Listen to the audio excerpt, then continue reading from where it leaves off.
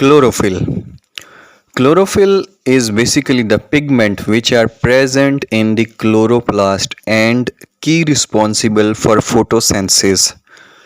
यही क्लोरोफिल ऐसा पिगमेंट है जो क्लोरोप्लास्ट के अंदर पाया जाता है और पौधों में फोटोसिंथेसिस का बाइस बनता है। पत्ते इसीलिए ग्रीन कलर के नज़र आते हैं क्योंकि यही क्लोरोफिल बेसिकली ग्रीन कलर का होता है और यही एब्जॉर्ब करता है सनलाइट को, फोटोसिंथेसिस के लिए रिस्पॉन्सिबल होता है।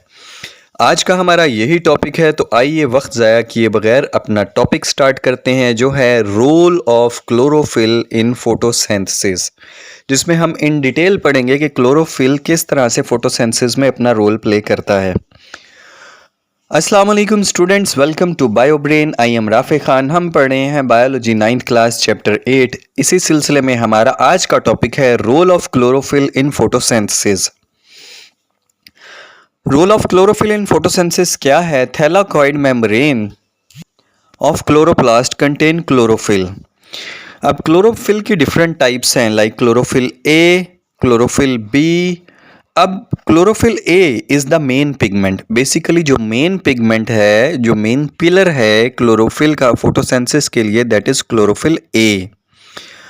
Other pigments are called accessory pigments. दूसरे पिगमेंट्स ऑब्वियसली वो भी रोल प्ले करते हैं फोटोसिंथेसिस में, but not as much as chlorophyll ए।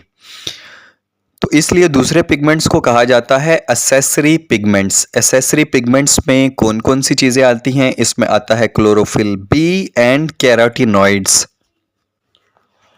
अच्छा, जो ये सनलाइट लीफ पे पड़ती है, only 1% is able to absorb. सिर्फ 1% एब्जॉर्ब की जाती है, जज़ब की जाती है, यूटिलाइज की जाती है फॉर फोटोसिंथेसिस। उसके अलावा कुछ जो है वो रिफ्लेक्ट हो जाती है सनलाइट और कुछ जो है वो एब्जॉर्ब नहीं हो पाती लीफ के अंदर, ट्रांसमिट बैक हो जाती है। मींस 1% ओनली सन एनर्जी को यूज़ किया जाता है क्लोरोफिल के अंदर। अब क्लोरोफिल जो एब्जॉर्ब करता है, ये सनलाइट को एब्जॉर्ब करता है, लाइट एनर्जी को एब्जॉर्ब करके कन्वर्ट करता है केमिकल एनर्जी में।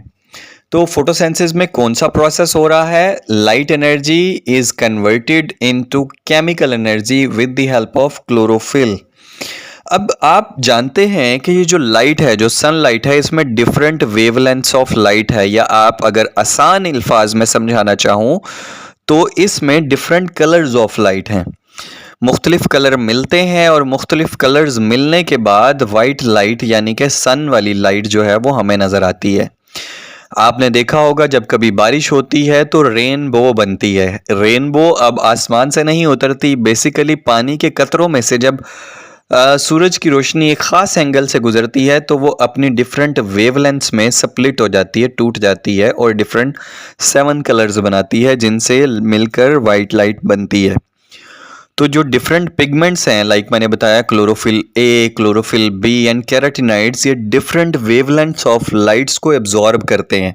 या आसान अल्फाज में आप ऐसे भी कह सकते हैं कि ये डिफरेंट कलर ऑफ लाइट को एब्जॉर्ब करते हैं। बट मैंने आपको पहले बताया क्लोरोफिल ए इज की रिस्पॉन्सिबल, मीन्स के सबसे ज़्यादा जो बेसिक फोटोसिंथेसिस के लिए काम आता है क्लोरोफिल, वो कौन सी किस्म है? वो है chlorophyll A. And chlorophyll A is responsible for the absorption of blue and red light.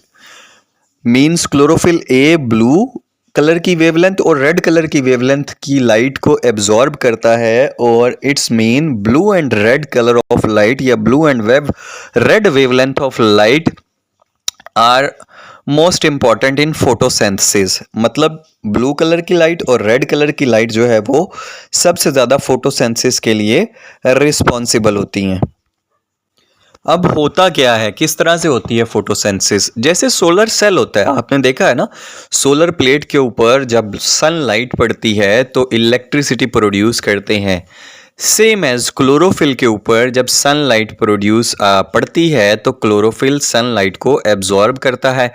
Absorb करने से जो क्लोरोफिल के अंदर इलेक्ट्रॉन्स हैं वो एक्साइट होते हैं। एक्साइट का मतलब होता है एनर्जी को जज़ब करते हैं और एक्साइट होकर क्लोरोफिल से रिलीज हो जाते हैं। अब इन इलेक्ट्रॉन जो वहाँ से रिलीज हुए हैं they are high energy electron, और इन्होंने एनर्जी कहाँ से हासिल की है? सनलाइट से, और कन्वर्ट किया उसको केमिकल एनर्जी में। अब हम इन्हीं इलेक्ट्रॉन्स की एनर्जी को यूटिलाइज करते हैं फोटोसिंथेसिस में एटीपी बनाने के लिए और एनएडीपी को रिड्यूस करके एनएडीपीएच बनाने के लिए।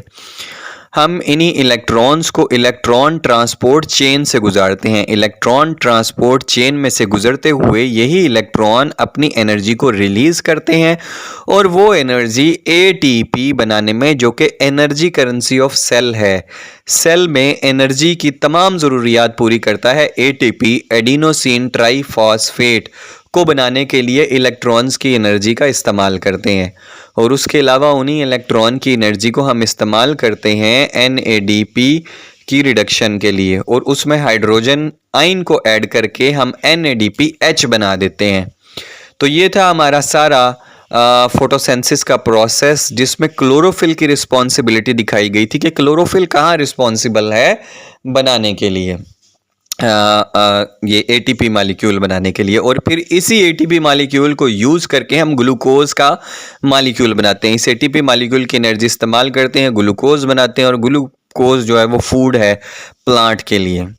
तो ये था बेटा हमारा आज का लेक्चर। उम्मीद है role of chlorophyll in photosynthesis आपको बहुत अच्छे से समझ आ गया होगा, किस तरह से chlorophyll A, chlorophyll B and carotenoids are responsible for photosynthesis, और सबसे ज़्यादा इंपॉर्टेंट है ब्लू एंड रेड लाइट, जिसको एब्जॉर्ब करता है क्लोरोफिल ए, और देन रिलीज करता है इलेक्ट्रॉन। देन वो गुजरते हैं इलेक्ट्रॉन ट्रांसपोर्ट चेन से और एटीपी और एनएडीपीएच बनाते हैं, जो कि एनर्जी करेंसी ऑफ सेल्स हैं।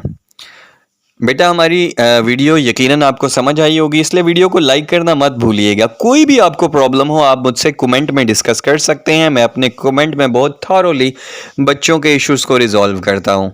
हाँ, वीडियो रोज़ाना 6 बजे अपलोड की जाती है, आप हमें ज्वाइन कर सकते हैं दिए गए लिंक्स पर। अपना बहुत सारा ख्याल रखिएगा। अल्लाह हाफिज़।